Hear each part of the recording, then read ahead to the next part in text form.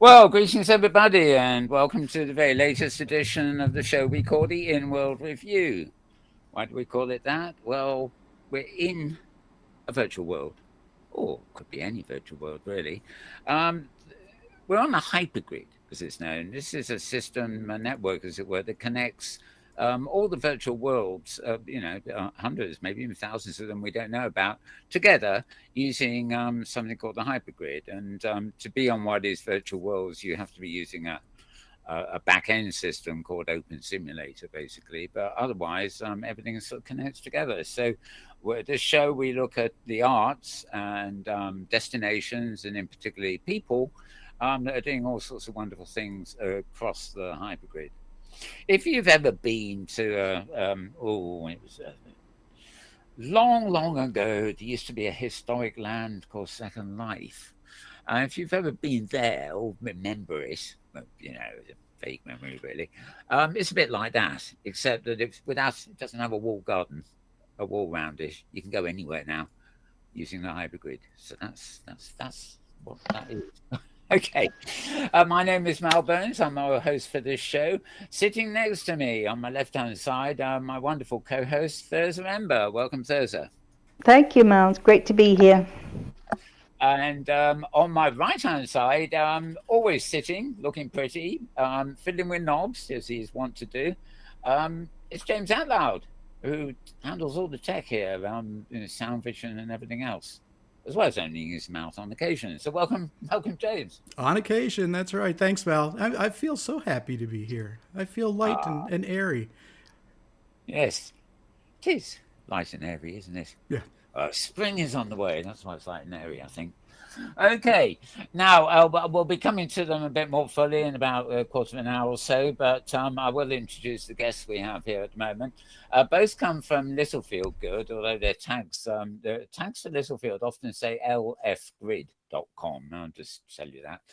And Littlefield Grid basically has been celebrating its 11th anniversary, so we'll be talking about that amongst other things.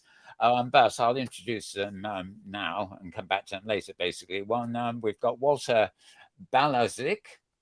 Welcome, Walter. Oh, thank you. Thanks for having us. And welcome to Dirk Mathers, his companion here. Thank you. Good to see you.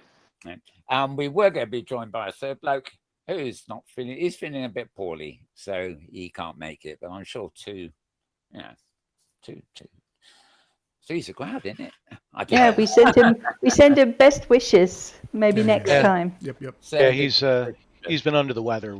That's Ashton Noble, as he's our lead. Yeah, wave to Ashton. See you next time, we hope.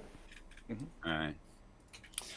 Okay, well, let's get the housekeeping out of the way. First of all, I did it fairly straightforward this week.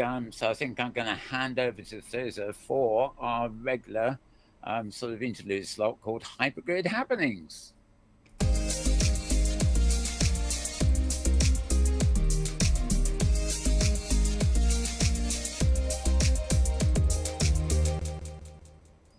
Yes, that's enough dancing now. Sit down and pay attention to me while I tell you about Hypergrid Happenings. No, you can dance, I don't mind.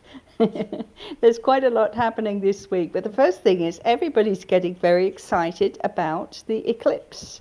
And if you're anywhere in the world where you can see the eclipse, even if it's only a smaller percentile, you probably will be out there. Well, if you are out there, that's great. But if you're not, why not go and listen to DJ Clan, our lovely Clan of Scotia.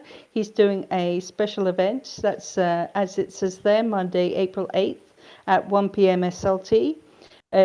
The sun will already be eclipsed by then for us in Europe, of course, because that's the evening time. But you have to go and get those solar shades. Don't they look wonderful? That will be on alternate metaverse grid, of course, on their dedicated sim for Clan and all his music made by Webby Merlin. And it's called Club Scotia, and Webby always makes wonderful builds over there that are themed. So it's worth going there for both the music and, of course, for the builds. And talking of builds, here's another event that's coming up. This is on Thursday, April 11th. It begins at 4 p.m. grid time, that's Second Life time.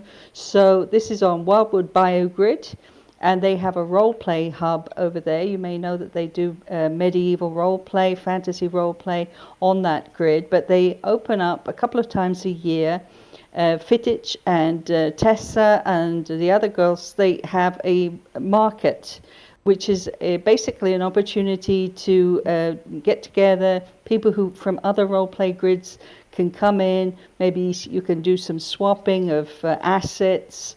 Maybe you're just looking for that one piece of medieval equipment that you need to really make your role play work better. It's a way of kind of sharing tips for storylines and all those kind of things. So anybody who's into role play is invited. It doesn't have to be fantasy or ancient times. It can be any kind of role play, and you will find help and advice and community over there on Wildwood Bayou Grid. This is epic, and it's the future. This is an event that's happening by a very good friend of the Safari, and that is Victoria Logan. She has a region here on OS Grid. It's called Arts and Friends, and she's planning another collective art event. So if you're an artist and you're interested in working with other artists to build up a whole gallery of art, please contact Victoria, because she's looking for people who would like to get involved with that. The last one, which was about women in history, was really, really effective. She had so many big names from the world of art all over OpenSim. You don't have to be on OS Grid to participate, and it was a huge success, and I'm sure this one will be too. So you can send an IM to Victoria Logan here on OS Grid and get involved with that. And speaking of things that are happening on OS Grid, this has just happened the last few days. It's Florist by Sea. It's a group of Sims this is right down the street of Mal, because he loves the landscape regions. And so this is by Crazy Eva and Carmen Jewel. Yeah, you love the landscapes. I'm not sure about the nudist retreat. Do I see Mal and I don't know. Maybe, who knows? Well, landscape nudist retreat, yeah. There's a lot of caves and surfing. So there's a lot happening here.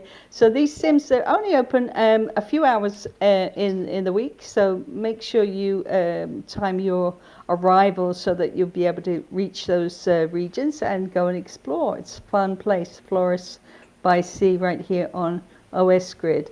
And finally, 3 posters I just want to run through what we have coming up from April 19th to the 21st. That's the HyperGrid International Expo. I'm pretty sure James and Mal are familiar with this. I'm hoping also I think so. Walter and Dirk know about it. Sounds vaguely.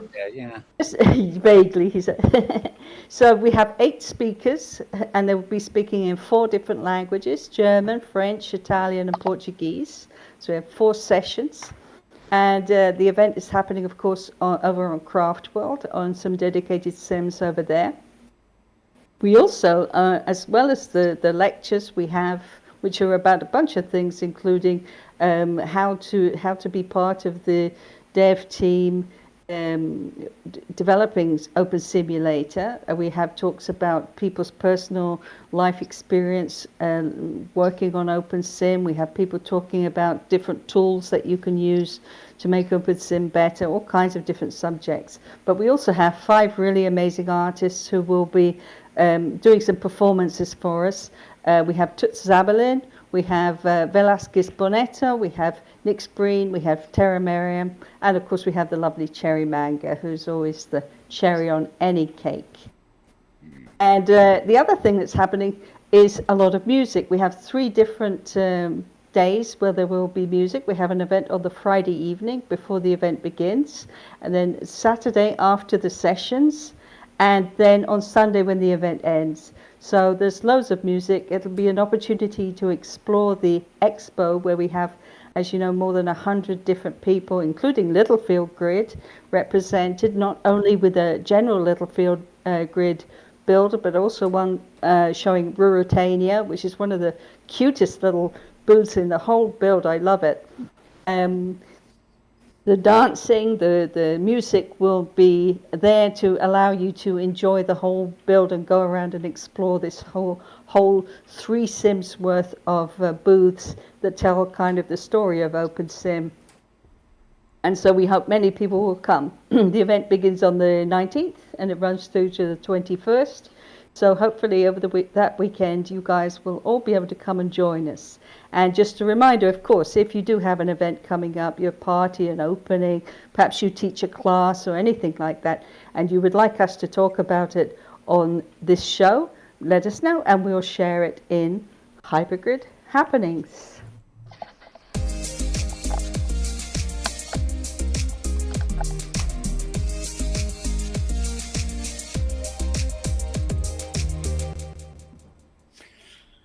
Yes, well, thank you there to Thirza for all the latest happenings there. And of course, it's scary to think there's only 2 weeks to go. Well, less than 2 weeks because it starts on a Friday to go before HIE happens. But we'll survive it. We'll be here in 2 weeks' time to tell you how we survived it. Or would that be 3 weeks? I don't know.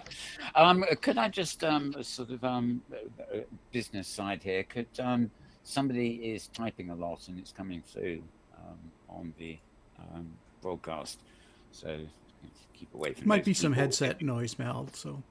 Yep. Oh, okay. It sounded like typing. Okay. Anyway, that's aside for the point. Right now, one slide that was missing there.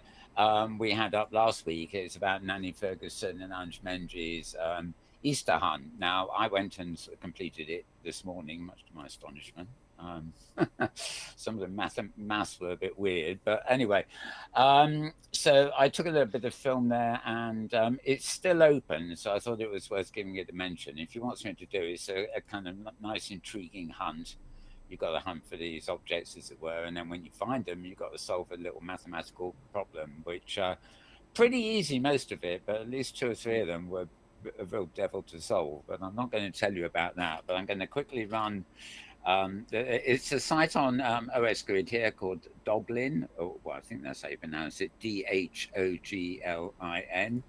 And I'm going to quickly show a 1-minute film of theirs, and then a couple of minutes of footage I actually took this morning.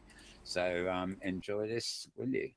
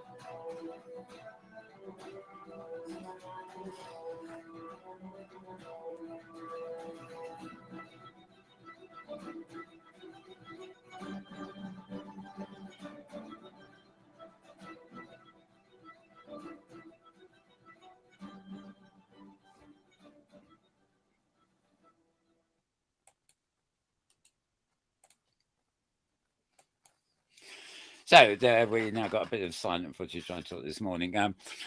You've got till April the 15th to actually go see that. So it's at least a week yet. Though it does vanish, I hasten to add, the moment the time is up.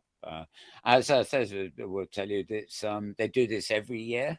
Last year was an absolute nightmare, and I don't mean a bad a bad event. It was just near impossible to actually win your prizes and stuff like that. So they did say they made it a little bit easier this year.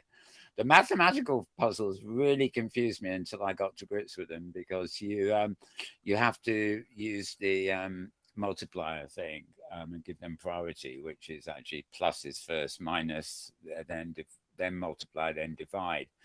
And I'm used to mathematical formulas that, they include sub-formulas in brackets. right? So you can work out these things, but they don't in this. It really is a bit of an Inworld. You can actually try out the equation, as it were, several times, and you just say wrong answer, but you get there in the end. I mean, especially after you get used to their own sort of mathematical rules, so to speak. On top of which, you've got a wonderful sort of medieval kind of build here. And when we're watching the preview film just a second ago, it sounded like everybody in our audience here had got up and was talking at once, because it had sound effects on it. But yes, it's a rather ambient build to sort of wander around and get lost in, whilst you are endeavoring to find the prizes. The prizes are fairly easy to see. Some of them are in very discrete areas, so you may have to look, and you don't really get any hints for that. But when you do bump into one, you can't miss it. You've got balloons, you've got a rabbit, and you've got a big sign, and plus the riddle, or whatever they call it. Yeah, I do a lot of hunting in the style of this camera moving at the moment, actually, which is I float around and see if I can see anything in camera mode. The signage for this, actually, you can't really cheat that easily, because from the air, the signage just looks like a bit of a line, because they're vertical. It's a vertical sign, and you can only read it when you're at ground level. So people like me can't cheat by being in camera, but there's one of the signs you can see just coming up there, as it were. Yeah, so that's what it looked like. Fairly magnificent medieval build, as you can see, and it's just one sim, and it comes to a very sharp edge, I have to say. No cliffs at the edge or anything like that. It just stops, and you're in the sea. But anyway, very nice build there. So very dense build. Very dense indeed. In fact, last year's was too, wasn't it? It was. It's almost they took the whole sim and they jam-packed it with as much as they could. And in fact, if I recall last year, they divided it into two. So there was this very kind of ocean crossing going down the middle. The river down the middle, Yeah. Great builders, though, aren't Mm-hmm. they? Fantastic. Every year. Right. Well, in fact, it's 3 times a year, so even more so, because they do the Easter one, and then they do one at Halloween, and then they do one at Christmas. So that's their 3 big events. Right. I don't know why I just tend to think of it as every year, but the days go by like leaves in the wind, or whatever the song is. Right. Okay. So getting back to here. The first thing I'm going to do, because you don't have any posts on your blog this week for us to focus on, but I have actually loaded here, just to we'll do it now to get it out of the way, is one of your posts on hgsafari.blogspot.com. We looked at this, in fact, the other week, the end of March, but this is a blog post you did about Littlefield's 11th anniversary. So I'll just look at your pictures first before we move across to the guys from Littlefield themselves. So you'll be seeing a bit more of this in the background film shortly. There's sort of nice long shots in the scale.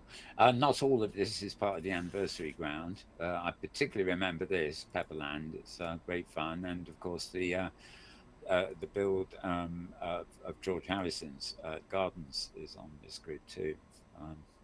So a bit of a Beatles connection there as well. There we go. And as I found when I was scanning around earlier, a major Doctor Who exhibit I almost missed, because they had they're on the booth, they had the very first episode of Doctor Who where the policeman's walking down this, in black and white television days, of course, this street, and it summarizes that episode. It's surrounded by this big building, but I couldn't see any way into that building. And unfortunately, by coming around, I accidentally slipped inside. And woof, right. This is Doctor Who come to life, a bit like sort of stumbling into the TARDIS when you're not meant to, Suddenly you're in this big area. And that picture of Thirza's actually gives you a fairly good idea of that, although we'll see it on film in a bit. The Master of Lightning here, I presume that is referring to... That's the Nikola Tesla. Tesla. That's it. Yes. Yes. Exactly. Yes. We have a replica of the Wardenclyffe laboratory on the grid. Right. It's one of my favorite regions on your grid. I love that place. Oh, So thank you. beautifully done. Mine too. I spent a lot of time. I actually did that one personally with Cameron Darkstone because I'm a big fan of Nikola Tesla. So yeah, we really like that. I think I filmed. I think we came down with Safari, didn't we, or something? I certainly got. I think you did. Yeah, the Safari. I certainly got some film of the Tesla area. I lingered. A lot of the photographs in history was there, but also I just lingered. I remember it being quite a lot of film because I was just intrigued by everything. Okay, and of course the birthday thing, but we'll get back to that shortly. Now, you guys, I know, you brought some slides of your own, but I think first of all, I'll just leave some of our silent film running behind us while we sort of introduce you and talk. If you actually see anything on the film behind us while we're talking that you want to point out, just interrupt and say, "Oh, look on the screen now. This is our thing. This is our other thing," kind of thing. But I'll let that run. It's about 20 minutes in all, so it should occupy us for quite a while. And I'm pressing the wrong button, aren't I? There we are. That's what we want. Okay. Oh, it starts off with me landing there, posing in front of your landing region. We've got about 1 minute 15. Which focuses on your landing region, and then I actually move over to the fairground regions and anniversary regions, I should say. And despite the fact you've got some wonderful things on the grid anyway, they're not in my film today anyway, but we can talk about them all as we go along. So welcome to the show, Walter and Dirk. You've been here before, haven't you? I know Walter has, but have you been here? Yes, yeah, a couple times. Yes. So you're sort of familiar with the way we go here. How's it going? I mean, the anniversary build itself has been open for what, about 10 days now? Have I got yeah, 7 days. We open it on the actual anniversary of Littlefield is coincidentally April 1st is when the grid started. We did that. We actually kind of did that. We did that intentionally, actually. It was very bizarre this year because I don't know whose idea it was to have an Easter and then a holiday Monday and an April Fool's Day, and there was something else going on too, all on the same. Yeah, so. So we do this region every year. It's our 11th year. It's it has changes, not structural, but the displays change depending on people that we've had a lot of new arrivals this year. You'll see some of them through your video. We actually had a major group of a major Hispanic community join our grid this year, and they're Mexico Lindo, and you'll see one of their displays there. Nicer group of people you wouldn't want to meet, and they have parties and dances almost continuously on the grid, which is unique. But they have a display up and this year, and they're wonderful people. A lot of fun, really nice to everybody, real helpful. Huge. I think that community alone was maybe 500 members that came into the grid. So nice thank you to you there. I see in front of us. No, yeah. Oh, that's yes, unnecessary, but yes. Yeah. So they put their new display up. Rogue Galaxy performs regularly on our grid, and I know she does a lot in Open Simulator and for Open Simulator, so she has a display there this year as well. Hypergrid Safari has a display as well this year. Oh yes, we'll see the bus, the motorized bus. And with rockets on it. Funny, I laugh at that. Yeah, we have a couple of, as people are aware, the grid is has a strong BDSM presence. So there are two new BDSM region owners that have added their displays here.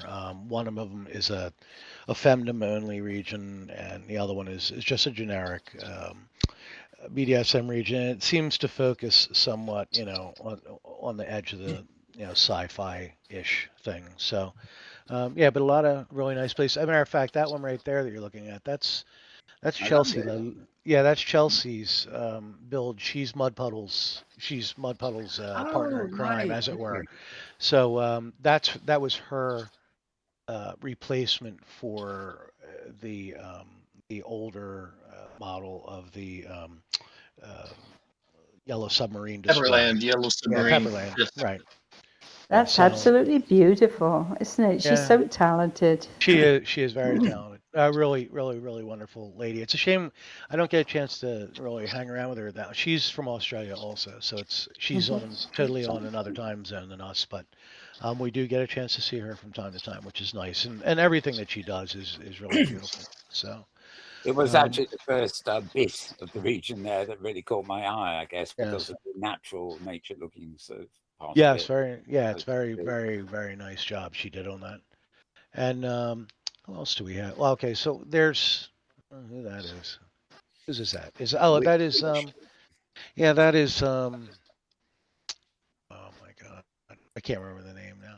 Artists are Oh, looking. Yeah, okay. Yeah. Pablo Pugh. Well, No, but there's so many displays there that I can't even follow anymore. Some of them. I see names written there, and even I can't pronounce them, so that doesn't help. Yeah, this one, yeah, each of the people that created these things, there's a placard at the entrance of each of the displays that says who the person is. So, North Pole, that's One interesting. of the things I found most intriguing about this build is the fact that you've managed to capture so many different styles all in one place. And of course, we're looking at Anya Quiver's build here, which is so Yes. lovely with all that art made in Blender. She was such a talented person. Could you tell us a little bit about her? Anya, Anya was really unique. We are so sorry that she's no longer. I mean, we don't know that this isn't verified. The story is, we know that she had a major stroke. I spoke with her daughter, and this was several years ago. And her daughter said, "Well, her cancer took a turn for the worse. She had a major stroke, and she isn't really responding well."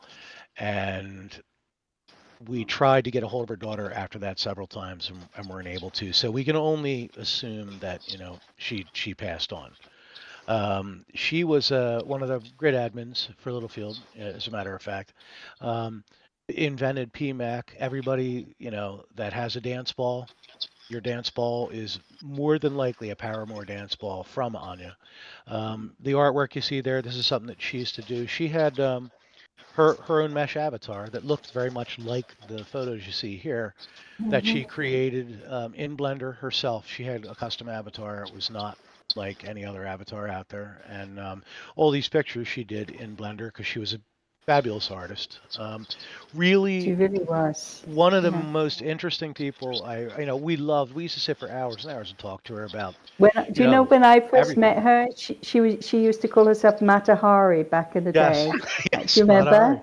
Yeah. Yes. Oh, yes, And that's I right. used to look at her clothes because she was making custom mesh clothes for herself Yes. back, I'm talking 2010 now. And Sure. I can remember looking at her and think, good Lord, she's so talented. From the very beginning, you could tell, she was going to be a powerhouse for the whole of OpenSim.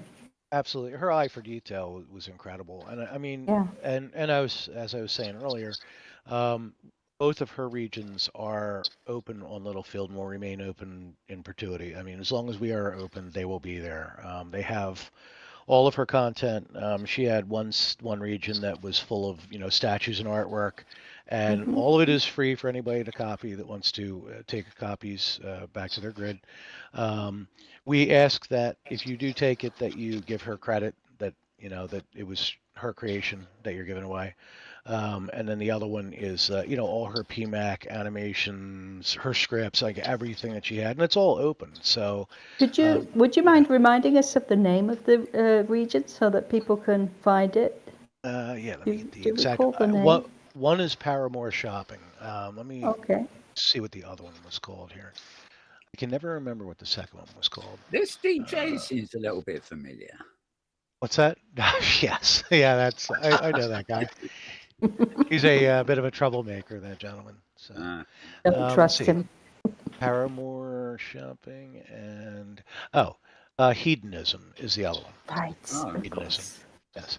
So now she also does have Hedonism 2, where I did, and Enad, but those are not online because she brought them up for special occasions. We still have them, but without her, they kind of don't do anything. It was a Greek dance club that she created, and a couple of other similar venues. But if she's not there to show anybody around or to DJ or do anything there, then it really, it has no. It just, without her, it doesn't do anything. She was the spark. Yeah, right. So yeah, there's that she was the reason people would go to those. But you could actually see While showing now your Tesla build, would you mind telling us a little bit about that, the Tesla sim on Littlefield? Sure. Who made it? I did. That is the Well, so Cameron Darkstone and I both did it actually. She did the building itself and the landscaping around the building, terraforming. I created the Tesla Tower and all the contents on the inside. So, which the public should know that it's one of the most interesting sims. It's fun to visit, but wow, what an experience! You learn so much about Tesla. It is very informational. There's a lot of pictures and information there on Tesla and his creations.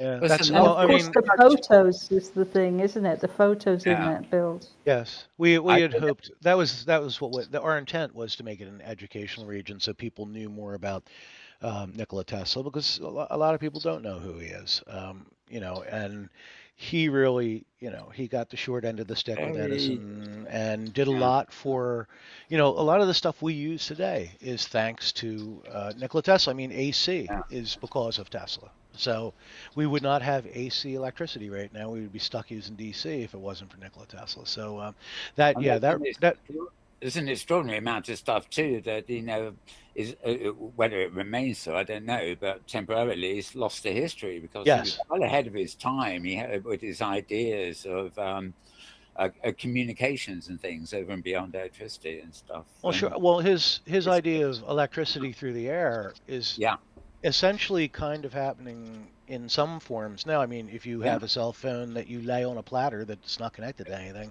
I mean, that was a lot of that kind of thing was Tesla's idea. Yeah. And and I love Nikola Tesla myself. I think he's a genius. And if you go to this sim, you can spend hours. We have books and all kinds of things there that you can read all about everything he did and his inventions and how they impacted things today and stuff. So yeah, it's nice. It's a great region. We really like doing that one. He also made those amazing cars. Yeah. Yes. Those are the smelly ones, aren't they? Yeah, I'm sure he would be thrilled that his name is. Oh my gosh! Wouldn't he love that? Oh, I see a Linden. Yeah, that's Darth Linden with his floor buffer. Yeah, that's actually that was a joke actually. Oh, okay. So well, real quick. This is Windrunner Constantine's, I believe. Windrunner Constantine runs an air and space museum on Littlefield. Fantastic builds there, and a lot of information. Again, it's an all informational type region, but shows you all kinds of planes and boats and things. She's about to do a land version as well with. Is she? Oh, wow. Yeah. She's one of the grid admins as well. This is just. That's Homestar Runner, yes. Yeah, that's strong baddie. Yeah. For those people that are old and spend a lot of time in the internet, that's strong bads. This is great. The Firestorm exhibit. Firestorm. I've never seen those people do one before. You know, that Well, giant emblem. I, And, I I actually did that for them. I was close friends with. I shouldn't say was. I am still close friends with Jessica. Jessica Lyon, although she is no longer running Firestorm. You know, that's why Littlefield's actually one of the grids in the drop-down list. If you look at the drop-down list, Littlefield Grid is among those because they did a lot Yes, of you are. early stuff with us. They had a lot of opposition with Nebadon, gave them a lot of opposition, and they ended up doing a lot of the work on Littlefield rather than on OS Grid because Nebadon didn't want to work with them. He wanted to push a viewer that doesn't work anymore, an open simulator, I might add. Yeah. So I guess he backed the wrong Hey, look what's viewer it. there. Oh, there we go. Look at that. That's Yay. I did want to ask you something, and this will be out of order with this video, but there's a fantastic build there that talks about Stonehaven in Second Life.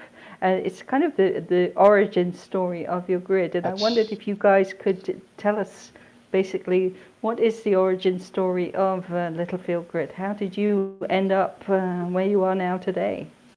well, you know, Oh goodness, do you want to take it or shall I start? yeah. Well, with- I'll start and I'll let you take over. So Dirk likes to make the claim that I blame him for Littlefield, and I do, and I do in a way.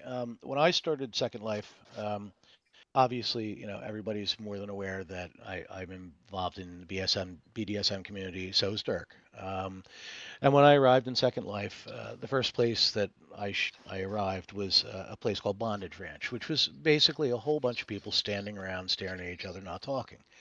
And as I migrated my way as a new person through Second Life, and this is going back 20 years, I was told to visit a place called Stonehaven, and because their methodology was different than what was going on in SL, and I met Dirk, and Dirk and I became friends immediately over something really stupid, which we won't go into here. But him and I got.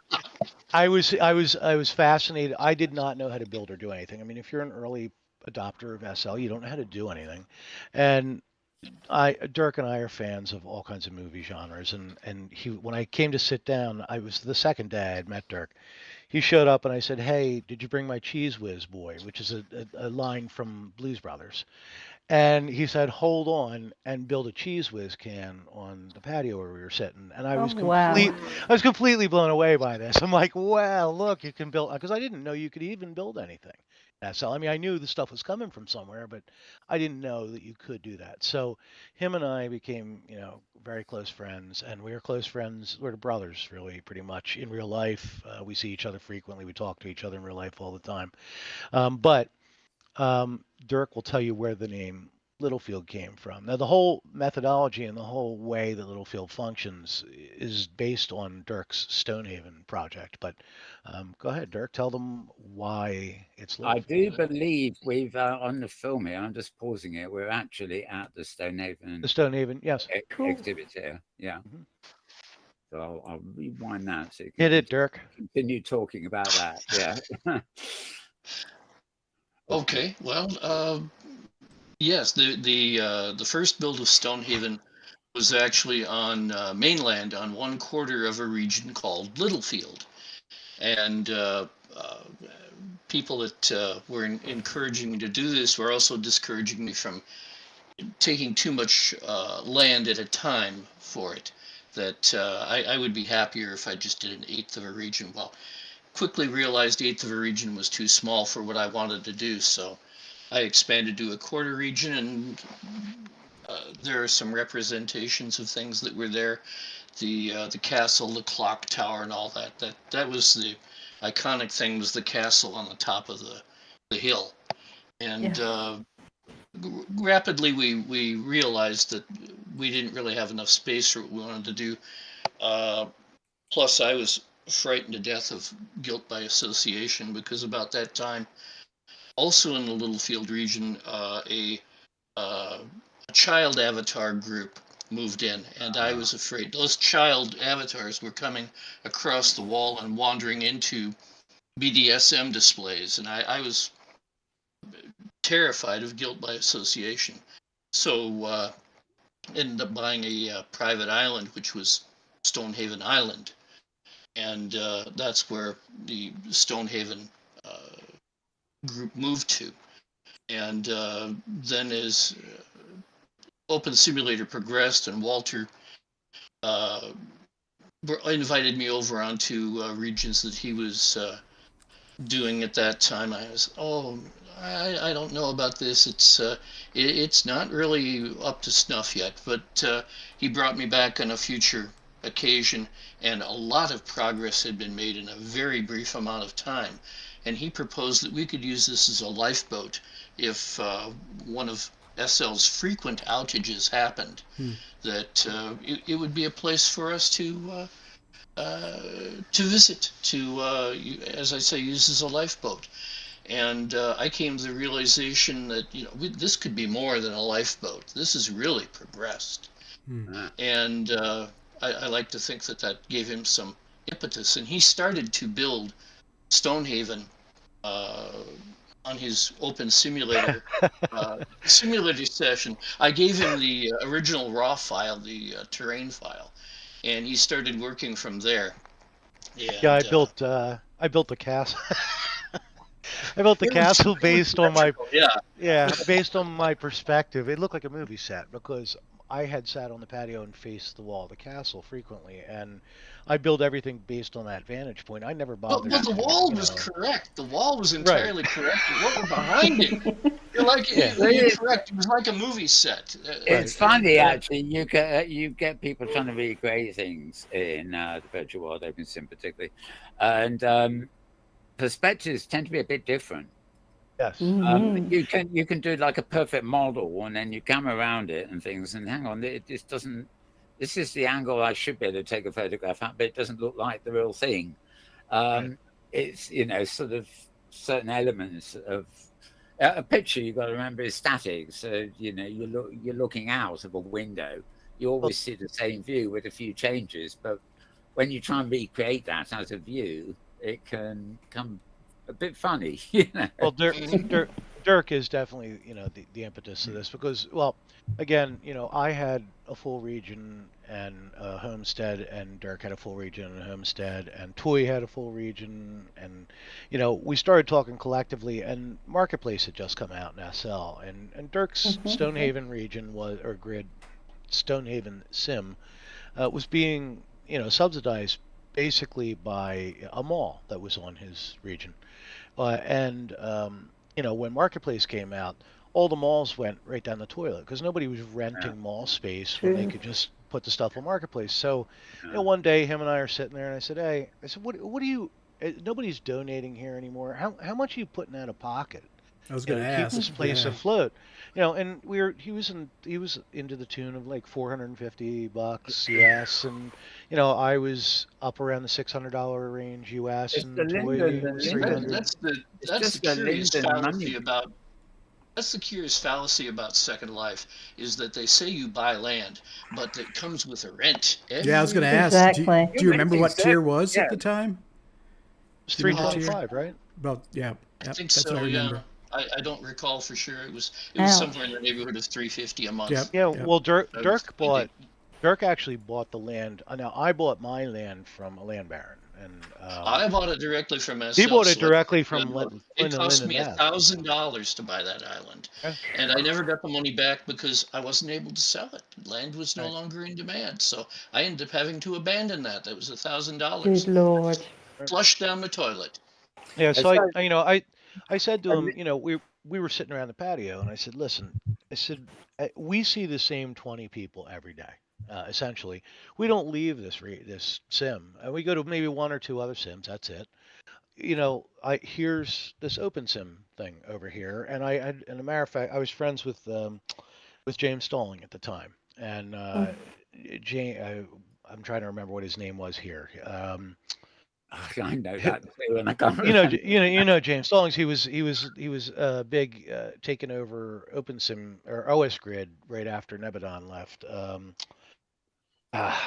whatever. He caused all that turmoil by not allowing child avatars and all that kind of whatnot. Yes. You know, so he said to me, "Hey, listen, why don't you try OpenSim out? I can set you up with what you need and get you some, regions set up on OS Grid." And I said, "Sure." So we set up. We actually had Littlefield on OS Grid for about a year. I remember. Yeah, and it, but over We time got too big. Yeah. it got really big. Nebadon didn't like us. We had a BDSM community, and we had we had the mall in OS Grid back in the time, back when we were there. OS Grid didn't have a mall. I mean, they didn't have Oh, anything. at that time we had Ada Wong with Yeah, us. Ada And Wong, right? she was You know. True. offended by the fact that there was so little in the way of Oh footwear. yeah, she came. I still got some of her shoes. Yes, a lot of She people. came up with a A line lot of of people do. boots that everybody in the plaza was wearing her boots within a week. It was Yeah, amazing. we had them all up. I think we were there 20 minutes. Now, mind you, this is on 069. Yeah, this was 6.9, and inventory would disappear after you logged off. Yes. And but she went there, and the very first thing she did was build a mall and put shoes in it. And I'm like, okay. I said, this is probably going to disappear. And this is the time when Dirk said, I don't think this is really feasible for us to, bring the family over. And I said, no, you're probably right. And 070 came. Oh, here is And sorry. 070 was a total game changer. All of a sudden inventory worked, the physics engine was working, things were, 1,000% better. And so, we stuck around OS Grid. We built up there for a while, and it got to James Stalling's name. What the hell is his name? Hero Protagonist. That's who. That's it. Hero Yeah. Protagonist. Yeah. So As in the book, what's his I name? remember the hero part, but it was the protagonist part. Hero I couldn't remember. protagonists. So, so we probably had about 50 regions on OS Grid, including all the malls and stuff. And, I thought Hero was doing the right thing when, he wanted to kind of clean the plazas up a little bit and have them be more of a place when people arrived the first time they would see, they would get a very good view of what Open Simulator can be and so on and so forth. And he had a lot of pushback from a lot of people, and Nebadon being one of them. And Nebadon made a couple of changes really quick to the physics engine that really pissed us off. All sit positions, all of a sudden, he decided he was going to make a global change that, okay, now sit positions are 3 meters higher in the air. I'm like, well, that's great, except that I have 50 regions with like 2,000 pieces of furniture now that are all, could you give us a little heads up before you do something like that? But he was arrogant, and he was very difficult to deal with. And OS Grid was doing a lot of, and I know they were test grid, but they were making a lot of changes really fast without telling anybody anything and not caring about what the residents thought. So we said, all right, that's it. We've had enough. And Ashton Nobilis was very close with us at the time, and he's a very, very early developer in Open Simulator. So we said, okay, look, we're going to start our own grid. We'll move all the stuff out of here. They don't like us because of the BDSM thing anyway. Neb hates our guts. And it's bad because we've got people living here, and they want to be able to come in the next day and have their furniture operate the way it did. They want to make sure that they still have inventory like they did the day before. So let's build something real stable. I mean, I'm a director of IT infrastructure for a Fortune 5 company, so I know the infrastructure business. So I went out and got us a whole bunch of really high-end servers in a data center in Texas. Everything's fully redundant. We have redundant power supplies, redundant internet. This is why we haven't been down we were down for 2 months during an upgrade in 11 years. That's it. And Wow. we haven't had any other downtime other than that as a grid. And, and Ashton is a genius with databases and with the Open Simulator product. We don't really have a custom OpenSim. Our Open Simulator release is 0921, and that you can download anywhere. It's just that Ashton has tuned all of it and tuned all the configs and tuned the database and tuned the network in such a way that everything runs beautiful. And I just want to chime in quickly. Ashton, however you want to measure genius, he is it. He is, without a doubt, the most intelligent man I have ever met. And I agree. I know that sounds rather like, I'm creating a fanfare there, but it's Oh, that's absolutely true. lovely. The man is a genius, Yeah, he and is. what he has done tuning these systems is absolutely amazing. Sorry for Well, interrupting. no, well, and we were just talking about that last night when we were at the dance. We had at our peak we had 32 people. And now this is the Littlefield Anniversary region's a 4x4 bar. So we had a 4x4 bar with about 8 million scripts going on because everybody's little display has scripts going on. The dance area has a million scripts going on, and we had 32 people hanging out. And And particles all over the yeah, place. and the server load was 4% CPU for that. I mean, so Wow. he has tuned this in such a way that, the RAM and everything that goes on for that much activity, you could never do that in SL. I mean, if you tried to do that in SL, that sim would have crashed. I don't think it would have even gotten that far. I don't think Well, you could have toward the gotten end that far. of our time in SL, jokingly we used to call Stonehaven Lag Haven. Right. Exactly. And it's, Yeah, that'd be and cool. that was definitely the appeal for us. And then another thing, like I said, we were spending a lot of money. I said to Dirk, I said, look, for the amount of money we're spending here, well, let's take all of our money and pool it collectively. We'll put it aside and we'll just pay for this thing. So we do have renters that help supplement Littlefield, but unlike most grids out there, Littlefield does not survive on rental. And we do not have a money system, and we never will have a money system. We are privately funded. We have years of money aside for keeping the grid alive. So if we rented to 0 people or 100 people, the grid is going to continue to run along. And, That gives you you a lot know, more flexibility, doesn't it? ab- A lot well, more, absolutely. And Well, and that's people the don't beautiful people thing. don't have to worry that we won't be here tomorrow because Right. That's we the don't, beautiful thing about this model that you've created is the idea that we can add more people in, and if we need more server capacity, their rentals will pay for that exactly. extra server capacity. Yeah. And if we don't have them, well, we can scale back, and we're spending the money that we did in SL and Right. getting a lot more for it. Oh, sure. I mean, we wanted to have a place. Dirk used to joke around and call Second Life Second Job, and he's not wrong. I mean, a lot of people I know in Second Life or knew in Second Life had a job in Second Life, either trying to make Well, tips that's as a mainly to pay for kit. DJ. Yeah, right. Well, that's how they were paying for their land or paying for their clothes, or So when we came here, I said, you know what? Let's make this. Well, I don't want to hit people up for that. I don't want to make a business out of this thing. We don't want to make money off people. Let's give the people a place very similar to basically what the original concept of SL was, a place where people can be creative, create their stuff, have their second life, as it were, and not have to lose their mind or go to take a loan out to keep their sim afloat. I mean, I That's tell people, right. I But tell that people brings that. us to another point, though. That brings Yeah, us to another point, Walter, which is you've had this long time, very stable group of friends, and yeah, it's grown incrementally as people like Anya have come to you sure. after being on many other grids before. So it's kind of some of it's word of mouth, some of it's friends of friends and things like that. But you were telling Mal and I before that. You had this new influx of Spanish speakers Oh, on yes, Mexico Lindo. So Mexico can you Linda. tell us how that all came about? How did they find Well, you?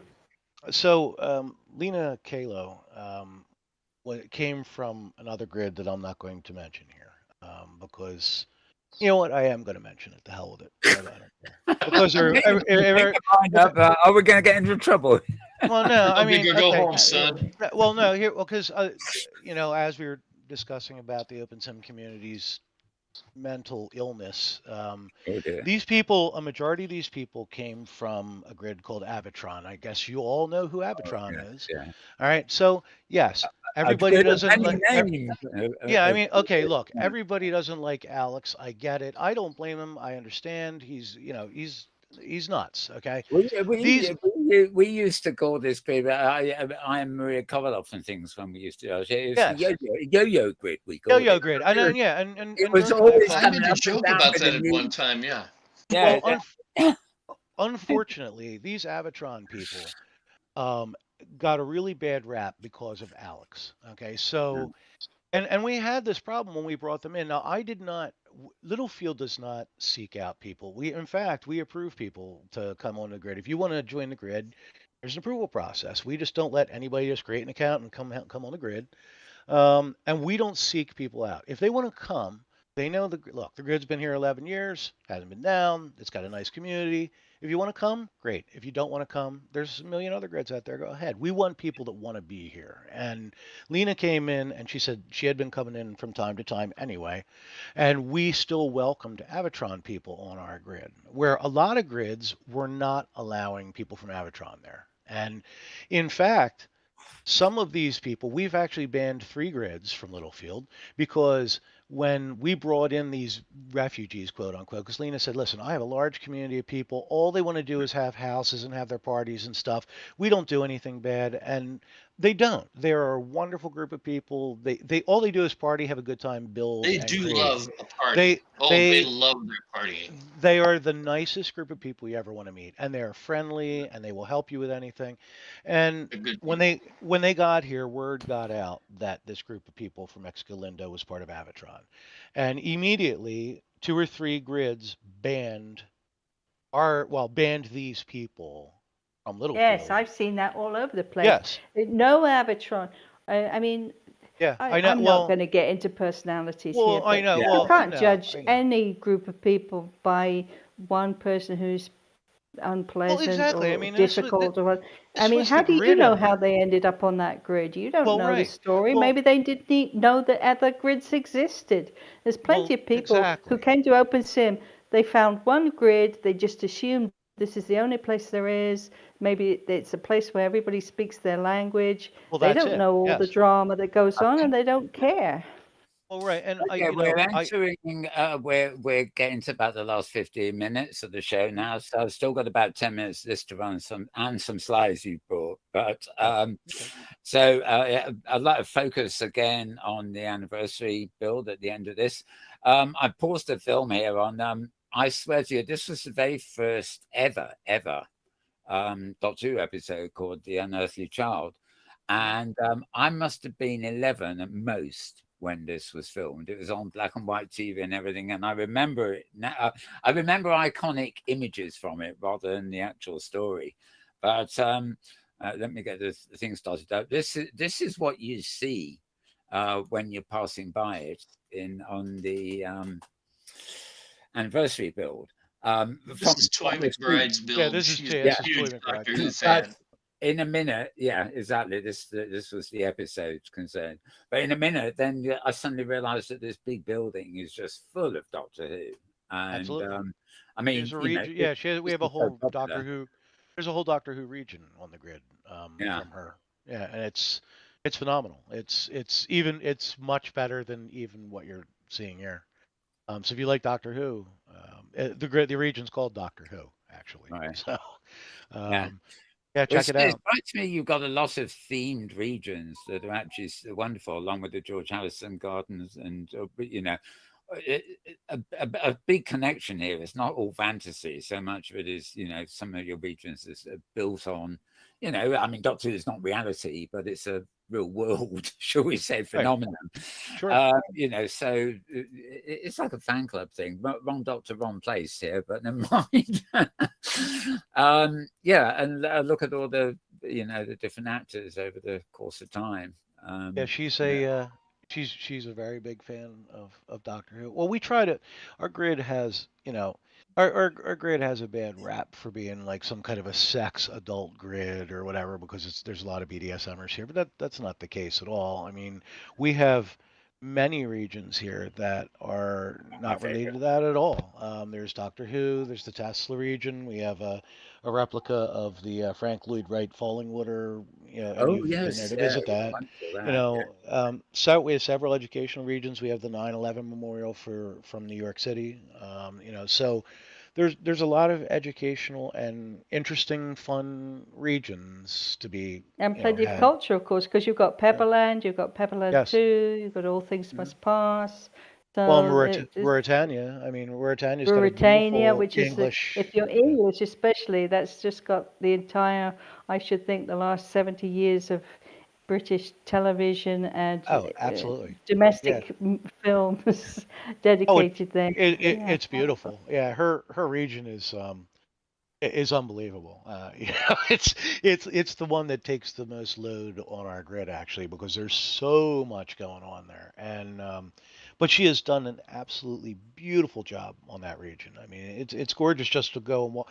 I've walked around a couple times. I still don't know everything that's going on there, and I own the grid. It's an amazing region. And Zai's one of the nicest people you ever want to meet. I mean, to go talk to her, she's glad to show you around and tell you all about it, which is nice. And all the people on the grid are. I mean, I can't think of anybody on the grid that's problematic. We have like some very very very nice people on the grid. Yeah, and The grid owners I just like to notwithstanding. comment one thing that I really loved about this whole anniversary build, and that is when I went inside the little house and I read the note card that Cam had put in her build, which of course is that it's a wonderful atmospheric maze inside the building that brings you finally to the installation at the heart of it. Yes. But outside there's a note card in a sort of a statue just outside the building, and it's not even, there's a building right there, that There's a grey building. one. I had a Yes. problem with this because I couldn't get into it. It just went dark, and I was We had to And find- right outside there's a poster, and it's a note card. It's not even a new note card. I think it's from your 3rd anniversary, and just saying how much she appreciates the friendship that you guys have. And I was just thinking, it's just so interesting to think friendship, very much like pixels and the internet in general, is a very it's a very fragile thing. It's an abstract thing in a way, and yet it's so resilient in another way. We actually do, like I said. I mean, we call ourselves, as we were talking about Anya earlier.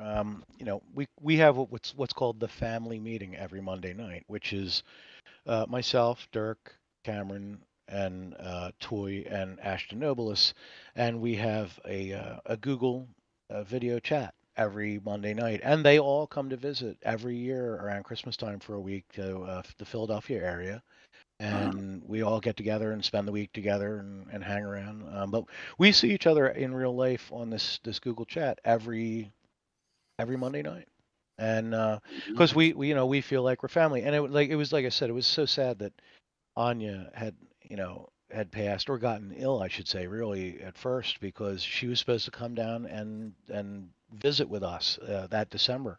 And she wrote me a week before and said, listen, I got to cancel my travel plans. The doctor said, with the breast cancer, there's no way I can come down there. And we were heartbroken. Matter of fact, we had bought her Christmas gifts, and we went to the post office and shipped them to Canada where she lived. And, called her and said, hey, did you get your stuff? And we sent her some, like, a Littlefield jacket and, a bunch of Christmas presents that we had all gotten for her because we wholly expected her to be here. And unfortunately, it took a turn for the worse. Within a matter of like 6-9 months, she, just wasn't with us anymore, which is kind of a shame. And kind of a downer thing for the last part of the thing. I'm guessing the personalities and intrigue and stuff that you were dangerously going to go off on a minute ago. I noticed you listen to your story from Second Life through to being on LFGrid and then your own grid and stuff like that. I mean, we often discuss, getting people into OpenSim and things, and I'm convinced, for example, that the way people tend to come into OpenSim is as tribes, which would imply like you had the Littlefield region, I should say. No, sorry, it wasn't called Littlefield on Second Life, but you had a region, and you brought yourself over to OpenSim. You may have gone to LFGrid temporarily, but you now end up with this grid. And there are a lot of grids and indeed regions are scattered around the hypergrid, which are just that. They're communities that have come over from Second Life. Yes. And rather than individuals who've just looked for a grid to log in, they've come over as communities. And maybe, some people in the community have thought, well, which is the best grid that already exists to host us, or then maybe they think, oh, well, apparently it's cheap to host our own grid and that kind of thing. But by bringing those communities in immediately, you know, it well, it's, you know, a couple of people come in on their own and try and build something, and you know, you might never hear from them again. But when a thriving community comes in, I think that makes all the difference. And of course, I mean, travel around too. You're right. I mean, that's what we did with Ada Wong. I mean, we had Ada Wong and myself and Cameron and Toy and Ashton and Dirk, and we all came in together. But, you know, one of the things that is core, and you know, people can disagree or not disagree, you know, agree or disagree with this. And we're seeing this actually with Third Rock Grid right now, which is a very sad situation. I mean, there are a lot of grids out there that have people behind the wheel that can't put an icon on a desktop, and that's a bad thing. I mean, Third Rock Grid right now is in a position where they can't get into their own servers because they don't know the admin password. This is a really sad state of affairs. And you know, and I talk to people sometimes that are like, hey, I started my own grid and I'm renting land and blah blah blah. Oh, by the way, I was wondering how you do this. And it is like the lowest level thing that you should know in order to keep a grid running. They don't know how to create an OAR, you know. And I'm like, look, you really should step back and play with, you know, your own small grid before you're renting regions to people and making promises to people, because you don't know how to operate the grid yet. Or, you know, you have the problem like with Third Rock Grid. We have 5 grid admins. Okay, well 6 actually if you count Windrunner Constantine. And all of the grid admins have all of the passwords. We all know how to do the database stuff. We know how to do the grid operations. If I die tomorrow, Dirk and Ashton can take over. I mean, so we have enough people. You have to, if you're going to do this, and you're going to have this many people relying on the fact that their builds, their artwork, everything that they've worked hard to create is going to be there tomorrow, then you have to have the right infrastructure, and you have to have enough people behind it that if one person loses their mind and goes berserk and leaves, there are a bunch of other people that can take over without, you know, without blinking an eye. This is something we were talking about. It might even have been last week as being, you know, so essential in light of what's happened, particularly since Rock has been, which is an old grid, you know. But you can't, you know, this sort of thing doesn't work when you've got an almighty grid owner who's got his passwords, he's got every control of everything. Maybe the former chap with the yo-yo grid, for example. Yes, right, exactly. That's a perfect example. Yes. Yeah, nobody else there has any input. It goes up and down. It changes. He decides it's going to be a different. And that's great. It's great if you've got a private grid. I've got a 5x5 VAR region on which isn't fired up at the moment, but it's on my own on an old computer at home here. You know, but it's just but you're not renting land to people. You know what I mean? Like, this space is for me to fiddle around with. Right. Yeah. I mean, you don't have people that are, you know, well, Great Canadian Grid is another one that had a very similar episode where you know, somebody all of a sudden wasn't working there anymore, and oh my God, and Great Canadian Grid went by the wayside. Yeah, and, Roddy was, you know, and that's exactly. And he had a very large, you know, group of people there, and you know, I was there. That was my first.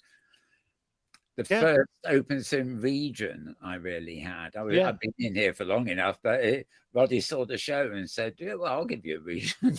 Sure. Well, you know, if people want to have, it's fine if people have their own private little grids. That's great. Yeah. You know, it's when it becomes, hey, you know, when you turn it into some kind of commercial enterprise and you're running it on your laptop in your house and you don't really know what you're doing, but you've seen that you can, hey, look, you can rent a region here for $2. Well, yeah, that's great until your laptop dies. You know what I mean? Or the person that is running the operation one day decides they're bored with Open Simulator or whatever. And in fact, that's what happened with Hero Protagonist. I mean, Hero Protagonist just said, look, I've had enough with this whole thing. See you later. And he doesn't even do development work anymore, you know? Yeah.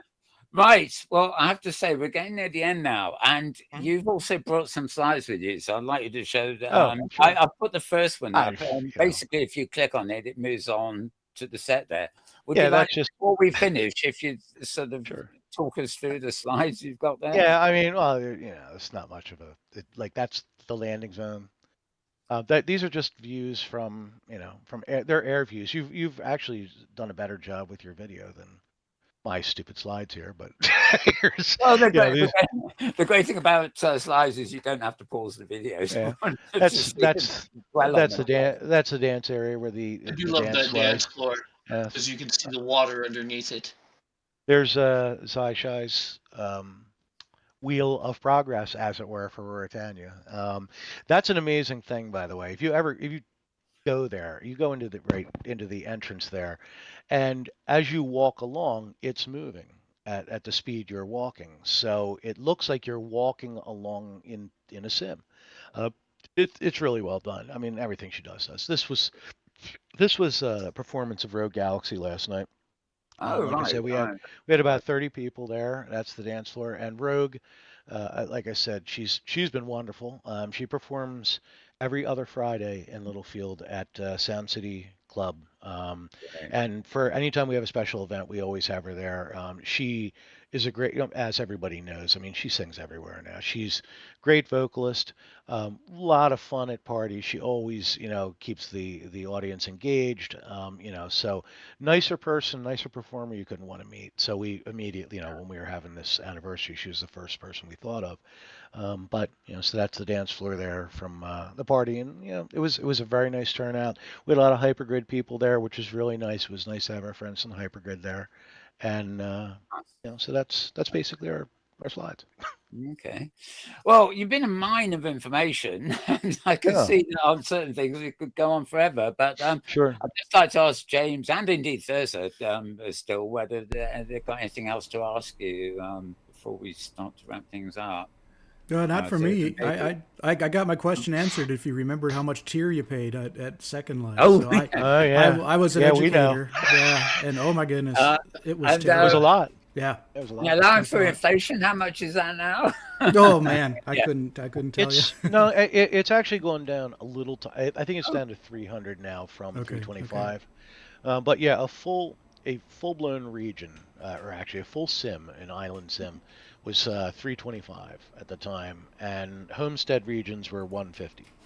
I think and, So, I think but the homesteads the had, main thing you mentioned there too, though, is the Linden money grab, shall we say, is the way they bought up all the online. It wasn't just Linda's marketplace; there were about two others. Eventually, Right. they bought up under their own wing, and how Right. that actually did destroy a lot of.